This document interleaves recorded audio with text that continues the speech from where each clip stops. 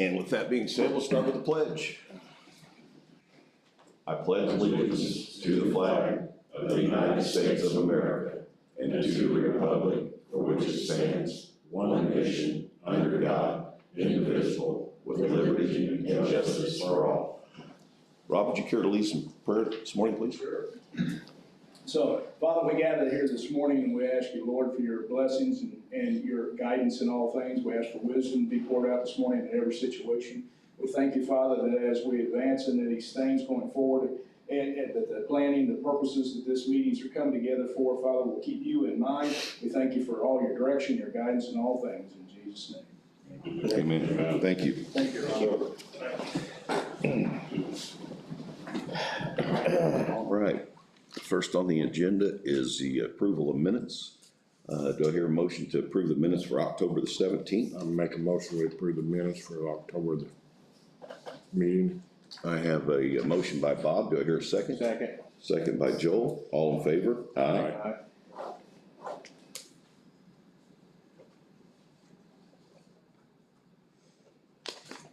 There you go, Bob. Next is the approval of claims and payroll. Jim, you want to touch briefly? We've got a pretty high amount this round. We do. Commissioners, and for everyone attending today, when you first see the total amount of the claims docket itself, you'll see that it's $1,379,358.27, which, using a Hoosier colloquialism, would be, whoa, what's going on? So a couple things. One, there's three weeks from our last meeting for the claims, so there's a normal cycle there. But primarily, what you will find there's one specific claim that came out of 1151. That's for $664,334.88. 1151 is the EMS fund. That claim is to pay off the loan early. The county council did the appropriation and approved that, so it's being paid off years early. So when you take that 664 minus the 1.3 million, then it becomes much more of a normal type of claim cycle. Commissioners, with that, the cash balance, at least on October 31st, was 1.4 million in 1151. You take 664 out, and that leaves Chris's balance would be about $803,000 in that fund. Now, all of your funds that you're paying out of the claims, starting from 1,000 general down to 9163, all of them have positive balances that you would see with the one exception, and that's the exception every single claim cycle. That's 9149. That's a community crossing grant. That's a reimbursable grant. So it always is in the red, but you turn in the bills, but that's a normal. Your highway funds, even after paying these claims, you see roughly in 1173, 374,000, in 1176, 267,000, and local road and street has 229,000. Reason I emphasize that, what you're looking at is extremely likely, unless there's a very unusual amount of bills, which would seem, no probability of that. Highway is going to finish off, with a positive balance all the way through. As far as the general fund, you have, as of October 31st, the general fund has $1,231,400. That has now, since December of 2021, all the way through every month in 2022 has had a positive balance. It's been 1 million or higher from May all the way through October. Commissioners, my understanding is obviously the property taxes are due here in a few days in November, but the settlement is for the 16th. It's very likely that the settlement then will be processed, the best way to put it, in November. You're going to carry out in 2022 with at least a million plus in the general fund. So from May, I would say with very high probability, all the way through December, a million plus in the general fund. Now, I know we're going to talk about the past too much, but in 2020, that didn't happen. 2021 up to December, that didn't happen in the red, but this is a dramatic turnaround. So I'm just going to throw out a number. Let's just say there's 1.5 million, and that's hypothetical. Let's say there's 1.5 million in the general fund by the end of November after settlement. If you went to 2020, it was 1.9 million in the red. So I'm just gonna, round up 2 and 1.5. That's about a $3.5 million turnaround for the county. The reason I just bring that up, I think we all see what we want to see, and we can find what we're looking for. But if you want to look for some positive things, they're there too. You can see them. He said, and I guess, and I listened to prayer and everything, and this really a part of the claim, but as you know, kind of making the transition. Maybe there's some times that we concentrate more on the log in our own eye than the speck, in someone else's, on here. And I'm just saying that when you look at the finance and the claims and different things that the commissioners have done, as far as the different contracts, county council, as far as, looking at appropriation, again, a $3.5 million turnaround in that period of time, I think is as significant as someone can say, there's some positive things from the county government. But those are our numbers on here on your monthly ledgers. You ended up as at least of October 31st as the total amount of funds on all that fund and ledger, from starting with 1,000 all the way down.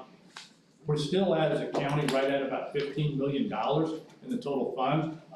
That's been very consistent.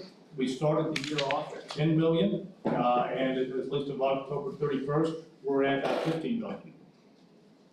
Again, some very positive numbers. But all in all, that'd be the kind of a summary of where we're at kind of financially as you're looking at the claims. Thank you, Jim. All right, gentlemen, we'll start with payroll. November 3rd, 2022, $239,709.13. Do I hear a motion to approve? Make a motion to approve payroll. I have a motion by Bob. Do I hear a second? Second. Second by Joel. All in favor? Aye.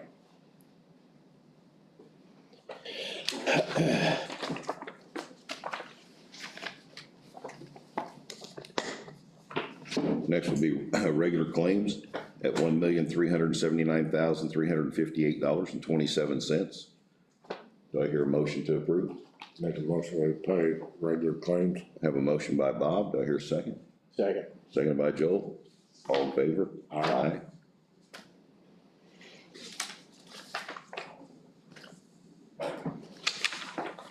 And lastly, the out-of-cycle claims.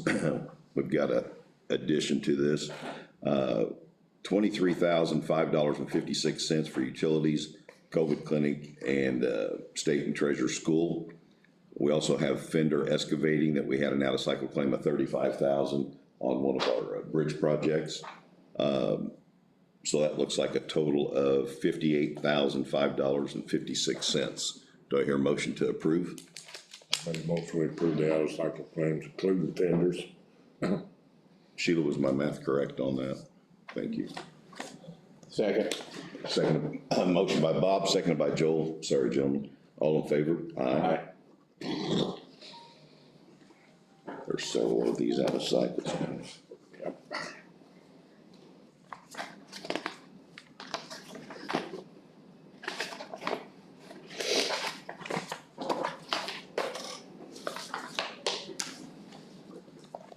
All right.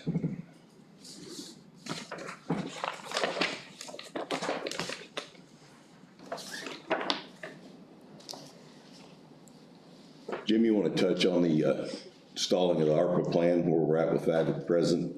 Actually, I'm gonna need to defer because there's nothing been changed, but the one exception was the auditor attended a webinar, and it looks like there might be some additional funding, so she'd be in the very best position to kind of. Additional $100,000, is that correct? Yes, and as late as it is in the year, when we process, it'll probably go ahead and give us the 100,000. But it is 50,000 for 2022 and 50,000 for 2023. But they will probably deposit the whole amount. And when you guys get to that point, all I really need right now is permission to apply for it. You don't have to decide what you're doing with it, but we do need to. Correct.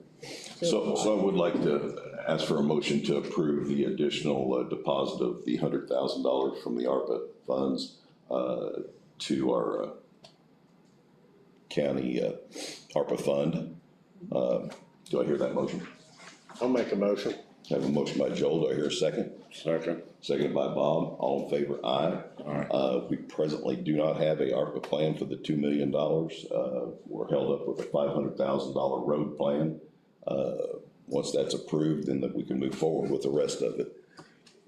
So with that being said, next on the agenda is the executive meeting. We had interviews for the replacement of Mr. Bryan, which is leaving us November the 30th.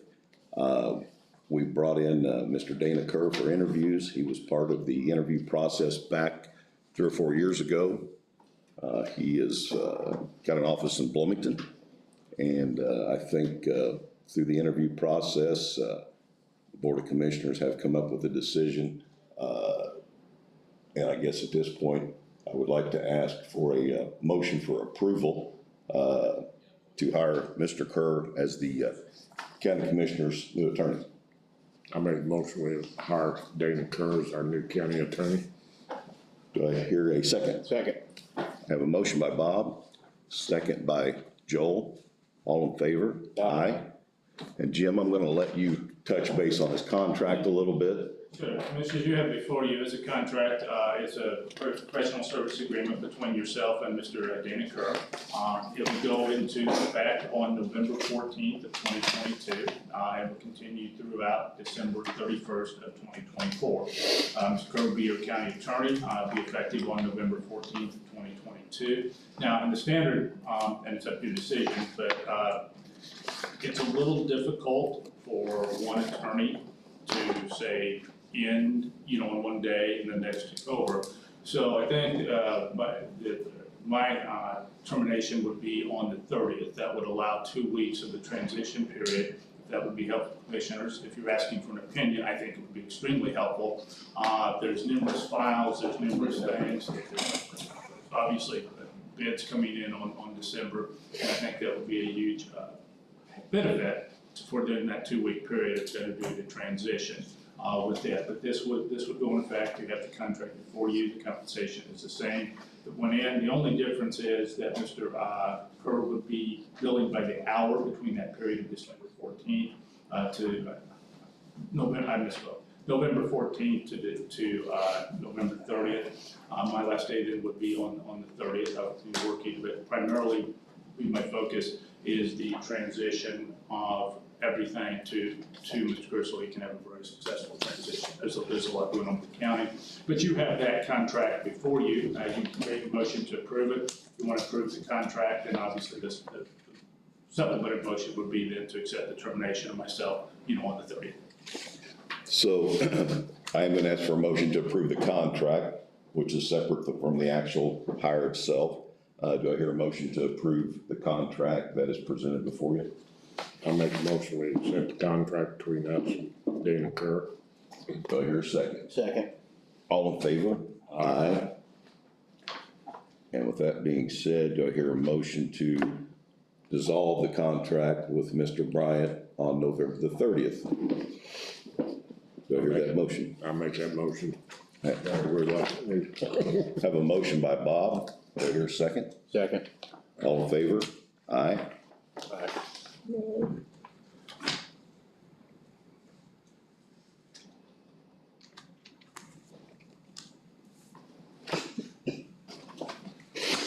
I hear you. Welcome aboard, Dana. Thank you very much.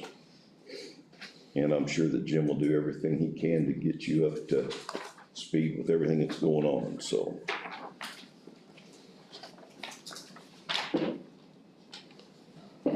Any other comments or concerns, questions? All right, new business. Moving forward, we have Susan from the building department. We have a building inspector appointment. This is hopefully third time as charm. Mr. Jacob Gilrith, is that correct? Is here this morning. He interviewed with myself, Susan, and Rick a couple of weeks ago. Out of the remaining candidates, we felt that this is our best candidate for the position. And I think he's already moved forward with his urine screen and so on and so forth, moving forward into the process of being hired. So with that being said, do I hear a motion to approve Jacob Gilworth as our new building inspector? I'll make a motion to approve Jacob as our new building inspector. I have a motion by Joel. Do I hear a second? Second by Bob. All in favor? Aye. Welcome aboard. Thank you, sir. Thank you. We'll get all the rest of your paperwork filled out and we'll be good to go. Time to go to work. Okay, RQAW engineering proposal. I met with them again Friday. Brought two more people down. The gentleman they sent down about 3 weeks ago kind of had a misunderstanding of what we are looking for. So they went back to the drawing board and are supposed to have us a bid proposal, hopefully by our next meeting on the, what is that thing, 21st. So we will revisit that at that time. That's about all I have on that. Real quick, going back to claims, I'm gonna need to ask Greg something here. We had a question on an $11,000 bill to McAllister back in June for a roller. Should that not be built? It's under Cuban Bridge. Should that not be through ARPA? Or was that roller used for a bridge project in June and July? That roller was used on, bridge projects where we did the, approaches on bridges. Okay, that was the one out there on, We actually have used it on Couple of them. several bridge Yeah. locations. I just want to make sure we had it in the right category. Okay, we're good to go. Yep, we're fine. Okay, Chris. I think today we're just kind of on hold with the ambulance bid process. We are needing to tweak a few things just to make it perfect and ready to go. So with that being said, that's kind of where we're at on that. It's gonna move the timeline back a little bit, but I Not a huge thing. think, speaking with Jim, we need to go ahead and make a motion and approval to let you and him continue working on this, getting the final details worked out, but to go ahead. We'll come back on the 21st. What we do, if it's okay, what we have is, kind of a little bit of explanation. This is an ambulance bid packet. Most likely, the ambulance is going to be over $150,000. So it requires a bid packet to come out. Chris has prepared an ambulance bid specifications. It's 41 pages long, and it's even got drawings on it. What the issue is, as far as the type of, the cot, a specific cot, we're looking at bidding this as a lump sum and then an alternative for the cot. So we've got an ambulance bid packet, an ambulance bid instructors, and notice to bidders, and then the actual contract and purchase agreement. Need to take the time to come back to you on the 21st to make sure we've got the alternative bid in that contract and in that bidder instructions. So no notice to bidders will go out. We'll just redo the timeline starting on November 21st. But if that's acceptable, we'll work together and then we'll come back here with the presentation on the 21st. Yeah, this is kind of what got us into the problem last time. We didn't have apples for apples, I guess is what we want to say. We're 90. Did on our end, it wasn't done on the bidder's end, so. Are we good with that, Jim? We need a Yeah, motion or? we'll just come back on the 21st and then we can approve the entire bid I'm gonna do package, this notice, back. and no notice goes out. Okay, thank you. Anything else, Chris? I don't, unless you guys need anything. Oh, we should be getting 3 new ambulance cots in on Wednesday if they hold true to their word. And then the power load systems will be in the middle of December. Good. We got 3 of those coming, is that right? 2. I didn't want to put a power load in one that we're going to be getting rid of. Right, exactly. All right, sounds real good. Thank you. Thanks, Chris. Highway Department. I don't have a lot for you today, Commissioners. Good morning. Morning. A report on the wind event Saturday. I'd like to thank the Sheriff's Office, 911, local fire departments, as well as citizens and farmers. We had a major wind event in the county on Saturday. Those take a long time to clean up, and with everybody pitching in, things went really well. Communication was good with the departments. So I think we were able to respond to things in a timely manner. First call came in at 1 a.m. Friday morning, and we had one workplace accident. Since Chad put it on Facebook, it was Chad, he had a crushed finger. We finally finished up about 10 o'clock Saturday evening.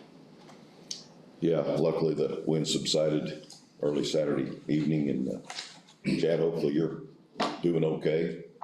I didn't look very good in the picture that I seen, so glad they got you put Well, let me know on. what the goats had to do with it, Greg.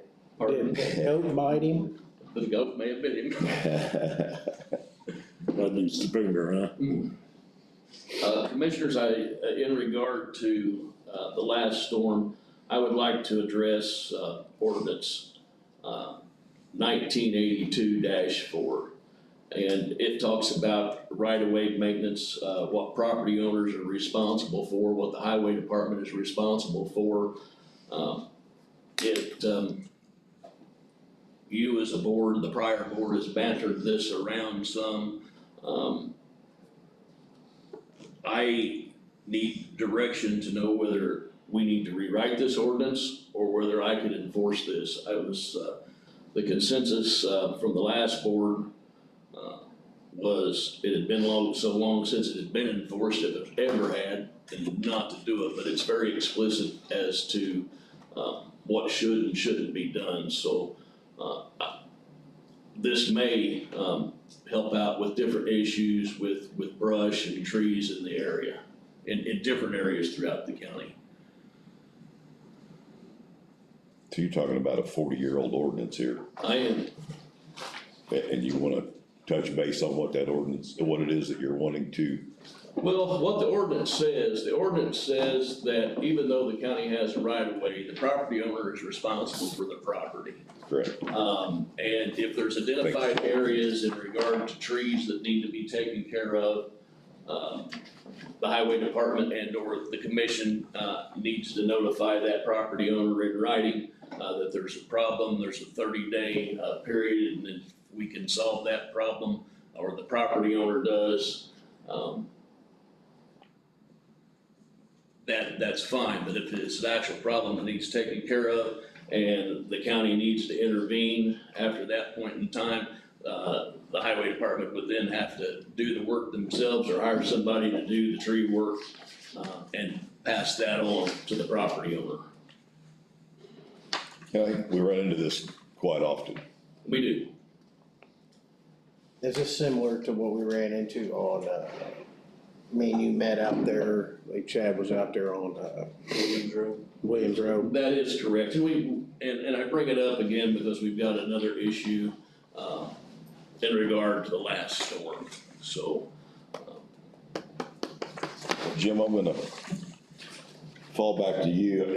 Obviously, this one we overlooked this during our codification of our ordinances, maybe, I don't know, but as old as this has been, it surely needs to be updated and revised. Yeah, I think just from a practical standpoint of 40 years ago, and just looking at one of the details on the back, and it's no fault of anyone, but it's even kind of hard to read when it gets to on page 3 as far as the different violations, that's a problem. As you can see, Right. You can't really read that. Probably the best way to approach this is to, obviously, any ordinance can be amended, or you can pass different ordinances, is probably just, why don't we just revisit this? So, would that make sense after 40 years, just kind of take a look at this with the highway, and then, have the proper notification and everything, for that. Yeah, why don't we revisit this on our next meeting and get with legal on it and see what we need to do. I know I'll look over this and see if there's, as well as all of us should read this, and if there's any thought process or changes, we can all put our heads together on this and move forward. Thank you, Commissioners. I'd like to report, and you saw from the claim, the Beach Church Road Bridge is open. There are two other culverts, in that same section of roadway that, are old concrete culverts that we're replacing now. I think a good timeline is Wednesday, the whole road will be open. Well, you've gone ahead, Greg, and just gone ahead with the repairs. Yes, We had the pipes in stock, we might as had, well. we Yeah. had the pipes in stock, we just went ahead with the repairs. All emergency services had already been notified and the residents were, used, to the detour. I just assumed or felt like the added 4 or 5 day projects was the right time to do it. Sure. Absolutely. Yeah, it was down anyway, so it's a perfect time to do it and move forward. Okay. The last thing, we have started to address the snow fleet. It is November. We do have a CDL driver that has went through the drug testing process. I hope to have that back. I have worked with the auditor's office. We have folks that have worked with us before, that actually plowed snow last year. They work for a local company and they believe they're being prepared to be laid off for the winter. And they're willing to come back and work part-time or laid off to help plow snow. Now you have plenty of funding, so we're good there. How are we doing on our salt and sand Salt and sand barn is full. deal? So have we bought any this year at all, or it's just left over from last year? It's just left over from last year. What's the prices on that stuff? Have you checked on it? How's it all? It's $245 a ton. Ton? Where's that compare to last year? You know? Yeah, it's, we gave $203 a ton for it last year. Okay. It's not as bad as some of the products. Exactly. Yeah, I was gonna say, it doesn't sound. 20% raise, yeah. Now, I will note that's no delivery. Right. And a lot of this comes from either Louisville or Michigan. Right, the price that I quote you is, out of Louisville. So we would have trucking on top of that. Okay. Highway Department has from time to time sent its own triaxles down there to pick the product up. But it's probably more beneficial to have it trucked when it's time. Yeah, it's the time you figure the cost of fuel, it may be. The budget line calls for $30,000 worth of salt. We do have that secured for next year. Good deal. Thank you, Commissioners. Thank you. Guys have a good day. Chad, take care of that finger. All right, Pat. Sir? Come on up.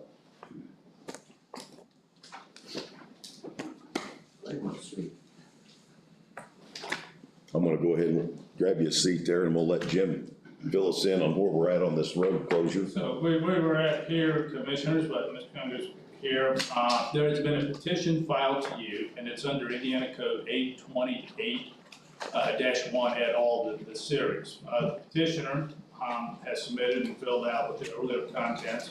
The petitioner before you will be Richard A. and Mary L. Hutchinson, Owen County. The location of this road is in Owen County of Wayne Township. Specifically, it is Colrose Road, a portion, and this is the length between State Road 67 and Lingle Road. Pursuant to the petition in Indiana Statutory Code, this is a request to close the road for 5 years. They do reserve the right to file a second petition after the road has been closed for 3 years to permanently close the road. Your petitioners have indicated that the closure of the road does not require any detours or alternate routes. The closure of the road will not interfere with the flow of traffic on the county road system. Pursuant to the statute, they have Indiana Code 8-20-86. They've sent a copy of the petition to the certified mail of each property owner continues to the road. Included in your petition is signed by Robert Hutchinson and Mary Hutchinson, and there is a certificate of the receipt of mail to a Douglas and Kathy Sample, and then copies of the post office receipt and it comes to you now for consideration. Now, it is a statutory petition, so commissioners, as you proceed today, This is under Indiana Code 8-20-84, and you may, Board of Commissioners may temporarily close or relocate a road if, and there's 5 conditions now that you have to consider, and they have to be complied to.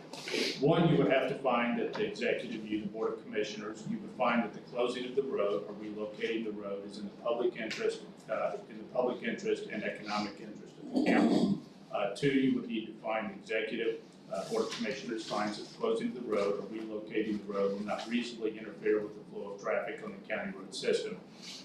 There has to be a surety bond posted by the petitioners. The petitioner will file with the county executive surety bond. Now, you would determine what that amount of bond would be, probably with some type of assistance to the highway, and what's payable to the county, condition on payment of damages that the county may sustain if you're going to restore or relocate the road. Number 4, the plans of restoration and reconstruction of the road, if you elect to do that. Now, again, these are options. What I'm saying, if the idea is just to close the road, you're obviously not restoring or relocating the road. But if one of the options would be somehow that was going to be reconfigured and restored, there'd be plans and specifications. And number 5, the executive, yourself, and the petitioner, Mr. and Mrs. Hutchinson, would sign a written document stating the terms of the agreement for temporary closing or relocating the road. So you have a petition before you. You go through the discussion. The highway superintendent is here to kind of discuss it would not be granting a petition today because you have to have the discussion of the bond and you have to have a written agreement between the Hutchinsons and you if there's any type of necessity for access or anything like that. So that's where we're at. But you do have a petition. It seems to comply with the statutory code, and then these are your 5 standards for making your determination. Thank you, Jim. Have we heard from the samples yet, Pat? I know I have not had contact with them. We talked to Ronnie Samples, who talked to Doug, and I talked to Lisa, his niece, and she was gonna talk to Doug last week. But from what we understand, he is all for closing it. He never did go down and pick up the certified note. So that's why I sent all that back to you guys. Right. So he is aware of it, but as far as, reading the actual document, he has not. So I have not talked to him directly. And I know they're out in the field because they're out by my place, and I've tried to catch them a few times, and it's hard to do right now. So He does not answer his phone. exactly. I do think it's the best interest of the county to shut this section of road down. It's turned into a landfill and different things down there. The biggest concern and savings to the county is the bridge that we're paying for an inspection on that no one uses anymore other than for farming purposes to get equipment across. My understanding, Greg, if we close this section of the road, we can remove that bridge from our inspection list. Well, and we have our representative from United Consulting here today, but I got the final word from Mr. Andrew Acuff from NDOT in regard to the bridge, and the bridge is my concern. I happen to agree that closing the road would be in the best interest of the county, because really there's nothing there except some farm field access. But according to them, NDOT, if the bridge is not permanently closed, then we have to continue to pay the inspection because anyone that comes through there could assume that the road is open. So my advice to the board would be, if we close the road, we need to close the bridge. The farmers can't use it because then we still have to pay the inventory. And if it needs upkeep at that point, it still has to be done. So my advice if we do that is we need to close the bridge permanently. I don't know how that hurts the farmers for their access. At this point, Greg, they're not using that bridge. I didn't figure they were because the machinery's probably too big anyway. How are they accessing that field, Pat? Off Lingle Road. Okay, They have 2 fields there and the bridge splits them. right. So one they're accessing off of 67 the others are accessing off the legal road. Okay. So the legal road end of Colross cannot be completely closed. I would say limited access, which would be a gate, as opposed to, riprap or something like that. I just need to close the bridge. And the bridge could be closed. It could be Yes, closed there's on no the problem 67 closing the side. bridge. Well, Bridge is fracture critical anyway, right. so, By what means would you close it, Greg? pardon? By what means would you close it? Would you destroy the bridge? Cave it in? Would you put a bunch of No, stone? what I would do now, because I would rather the road be vacated, but I've read statute, so apparently it has to go this way with closing for 5 years. If it was vacated, we wouldn't have to return.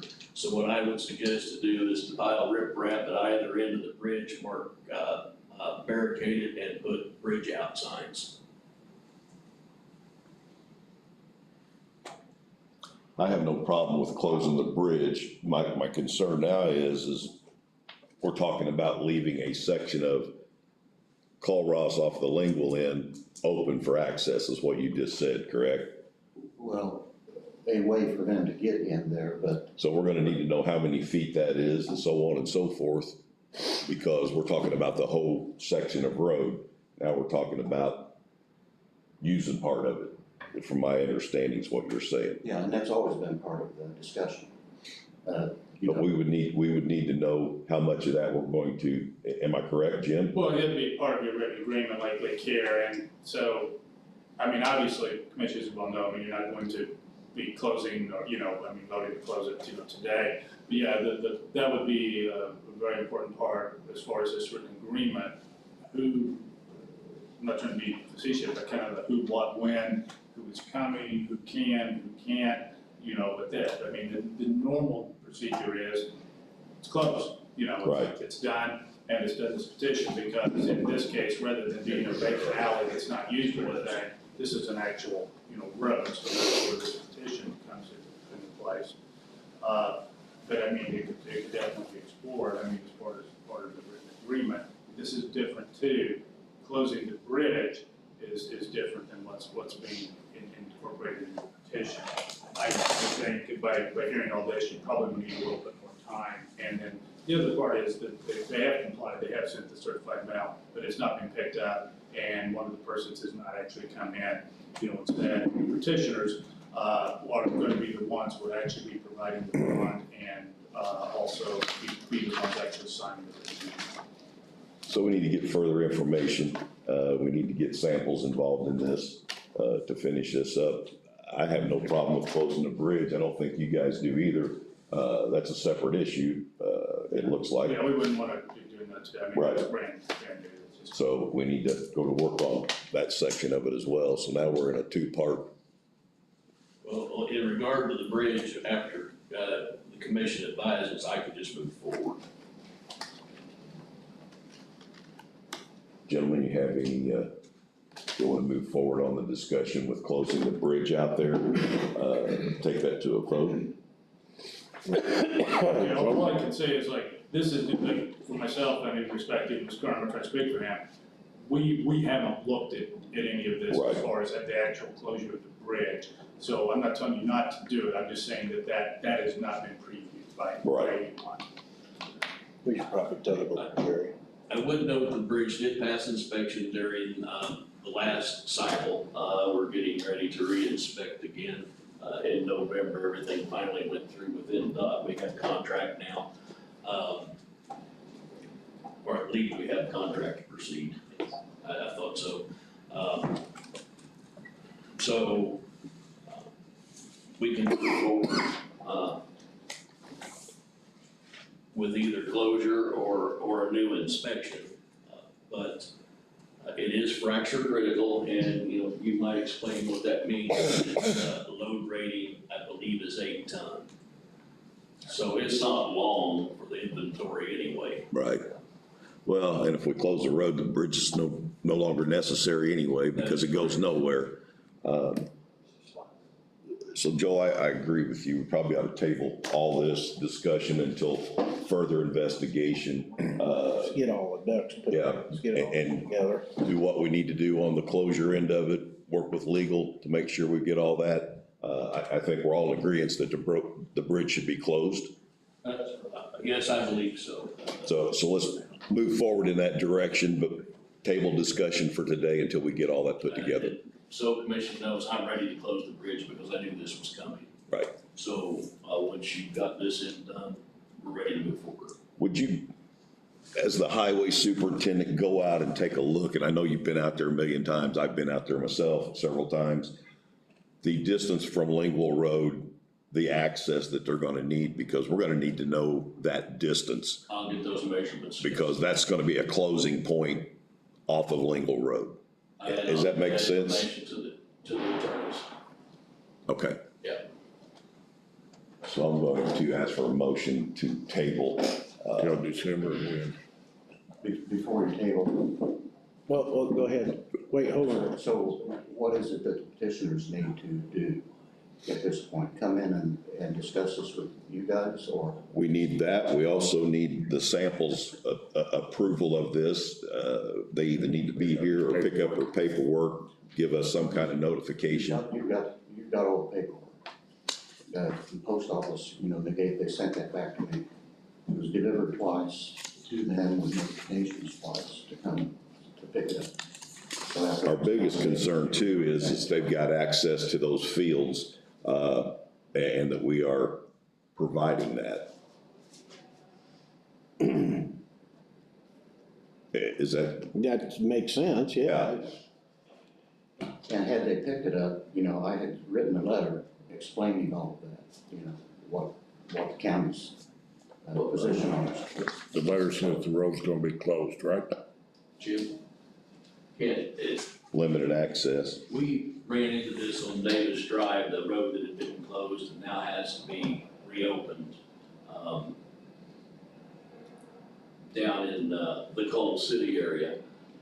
Can this road just not be vacated at this point in time instead of just closed?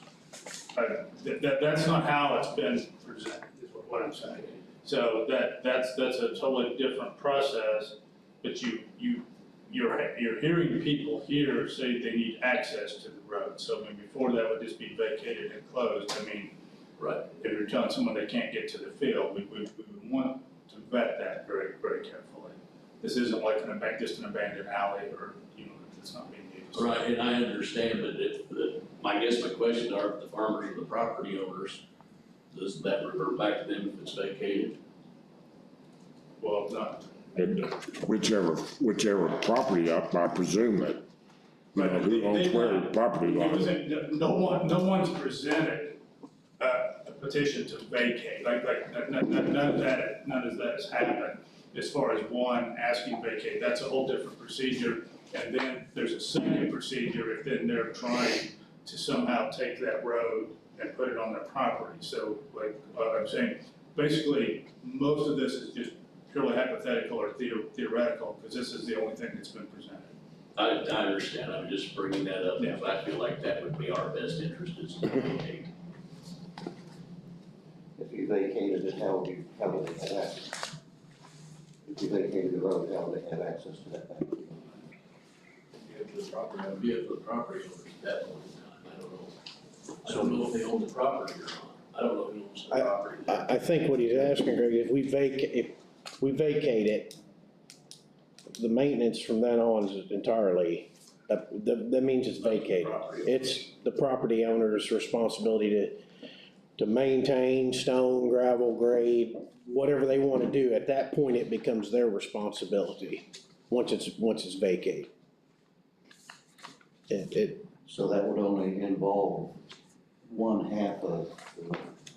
That doesn't say, it would depend who all the property owners that touch on that and that area. But that, I'm just saying is that's almost completely theoretical because no one has come forward with that or said, who has it. This is what's only been presented so far.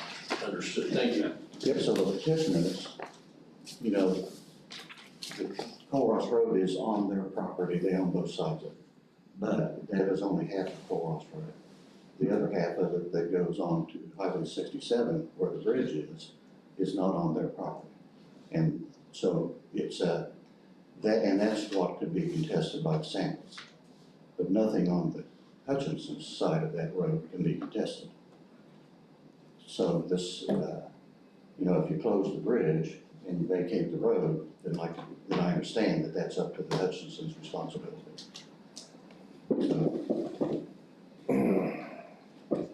And if we do that, then the Hutchinsons would have to give sample access to that field since they own that side. they would have their An own. easement. And that's another issue from what we do not have here. Yeah, I think we should probably just, I'm gonna ask for legal advice on how we move forward here because we have too many options. Yeah. Well, no, the only thing, respectfully, you have a lot of discussion.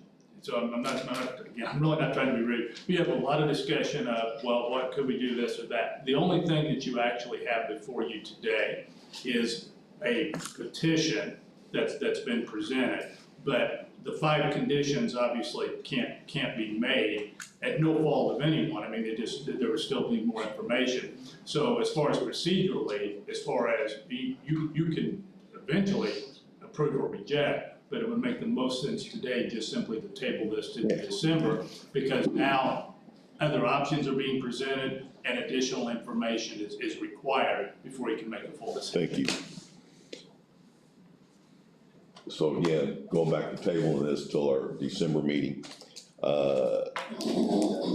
Mr. Connor, if you can get some more information from Samples, Hutchinson, see how we want to proceed with closing the road, vacating the road. If it's vacated, they will have to give them, the Samples, access to that farm area. We would continue to look at closing the bridge on the other end, on the county side. So there's some more information that needs to be brought to the table. And I guess with that being said, I'll ask for a motion to table until the first meeting in December. I make a motion, we table this until the first meeting in December, which would be what? Would be the 5th, I believe, Bob. Looks like December the 5th. December the 5th. Got a motion by Bob. Do I hear a second? I'll second that. Second by Joel. All in favor? Aye. So I guess if you want to talk to the Hutchinsons and see if they want to, if we evacuate the road, if they want to give Samples access, there'll need to be some type of written agreement between those two before we can move forward. I don't think any of us have a problem with vacating this road or closing this road. We've just got to get everything in the right order. Okay. Okay? Thank you, sir. And so as far as the samples go, do I need to represent this certified letter to them? I would try to do that and see if we can get them involved. We definitely need to get them some communication on how they want to access that field. Then I'm gonna need that back from you guys. She's probably got that in the auditor's office. All right. She may have it here with her. The actual petition or, Well, there's the certified letter and the explanation that I wrote to them.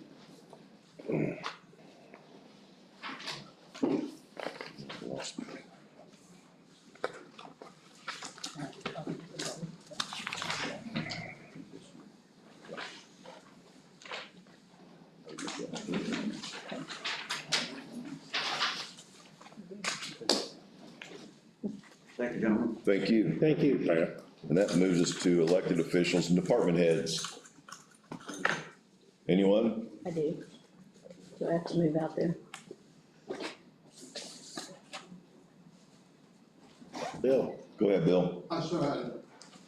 So have requested that we do this ordinance on surveys that we put the parcel number.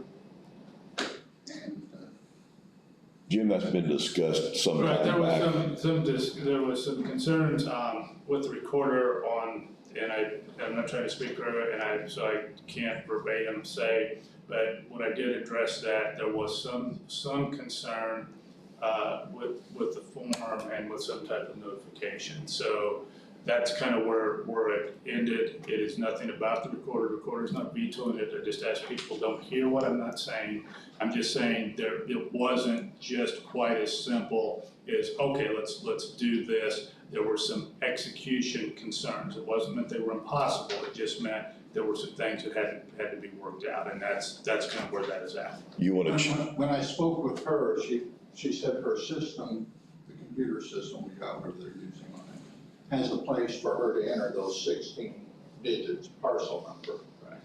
And then it can be referenced. And when I initially talked to her, I said there'd be no problem. I don't know what.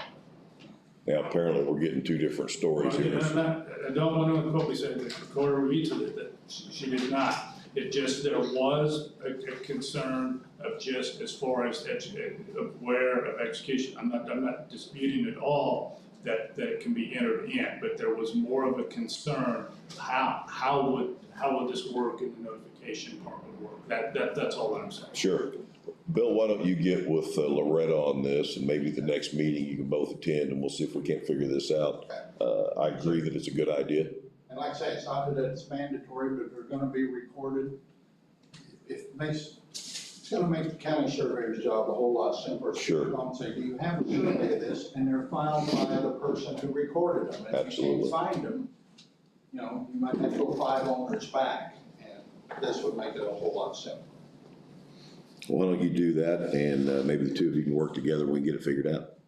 All right. Any other elected official? Sheila? I have 2 employees that are above the personnel policy on caps, and there's just no getting them out of there. I inherited a big majority of their time that's on the books.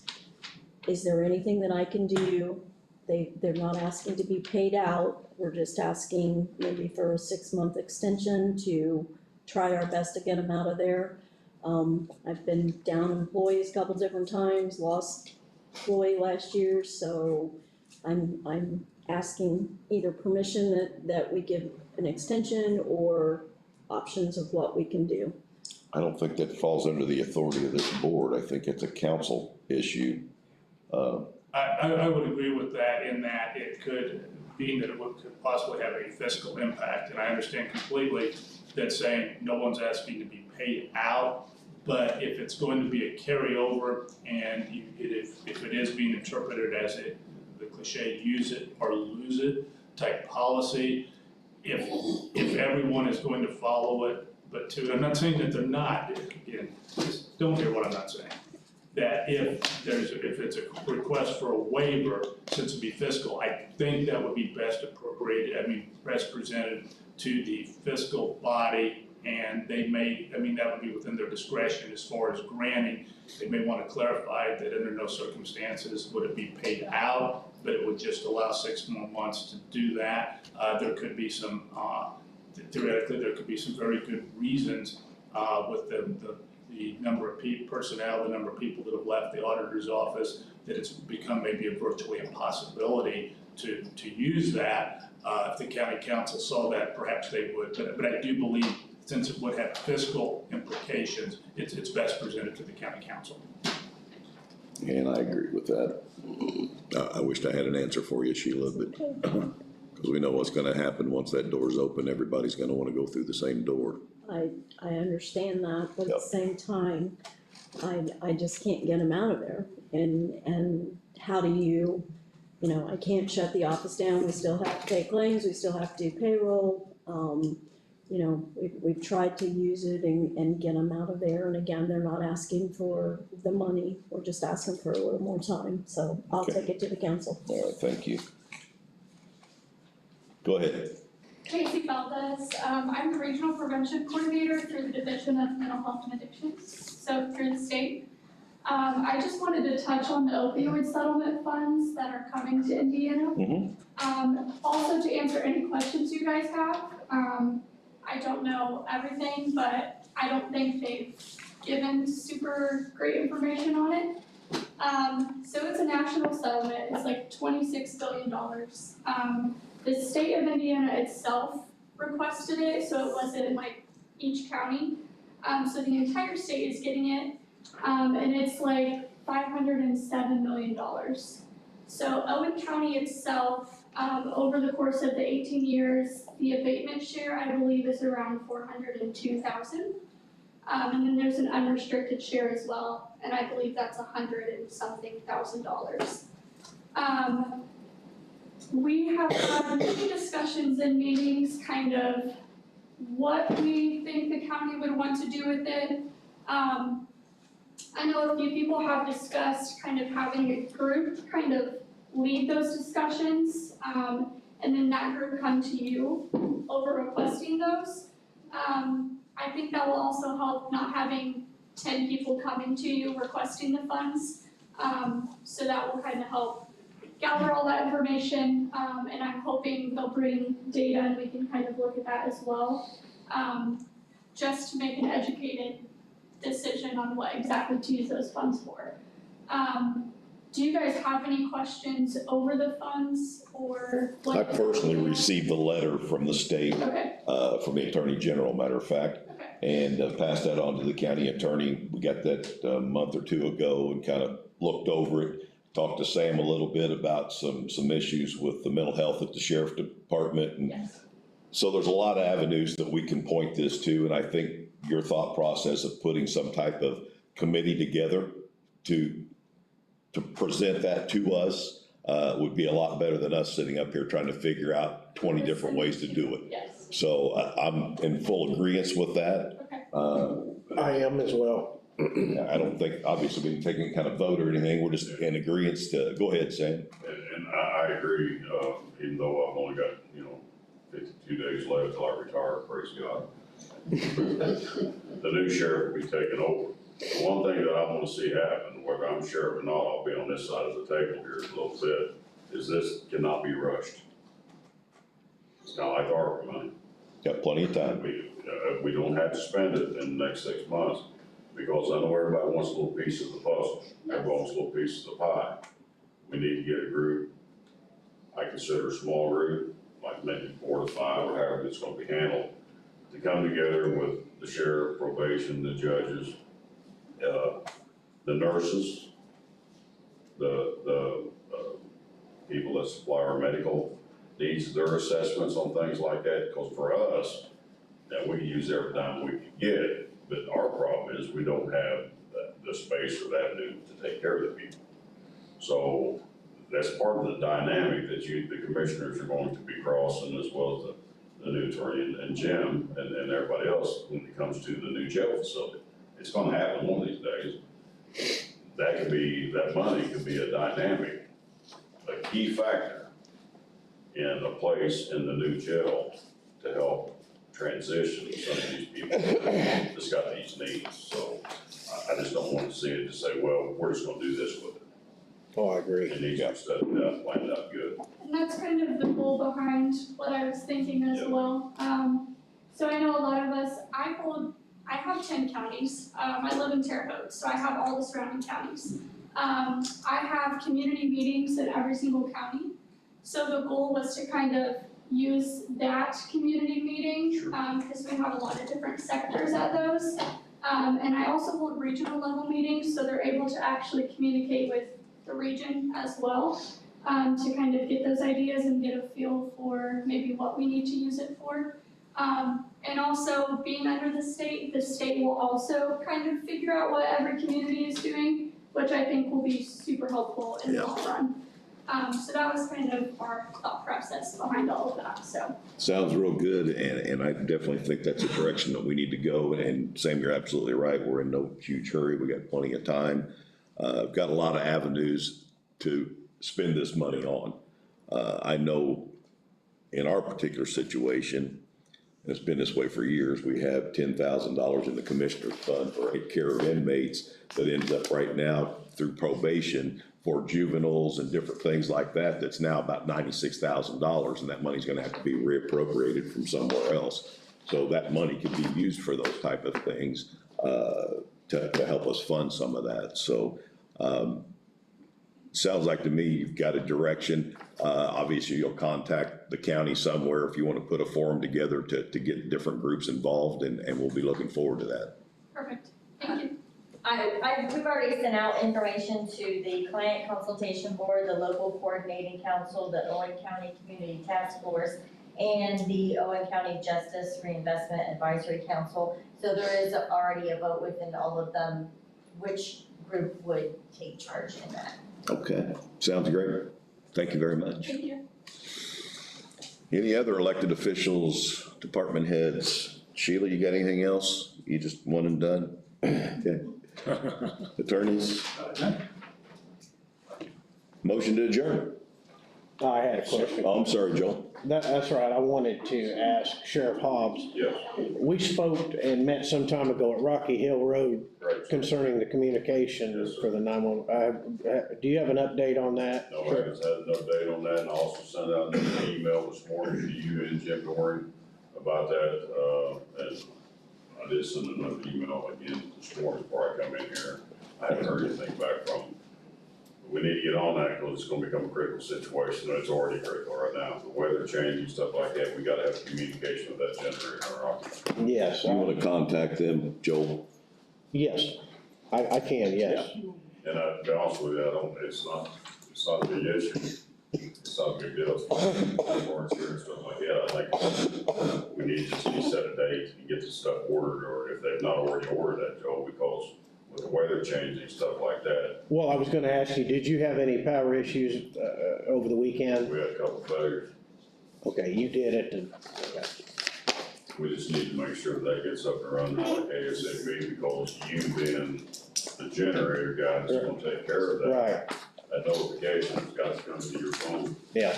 Well, it's to be linked to new sheriff's phone, but yeah. And dispatch as well. I was just asking for an update, Sheriff, I Haven't did, heard anything, sir. and I did get your email this morning, Okay, thanks, sir.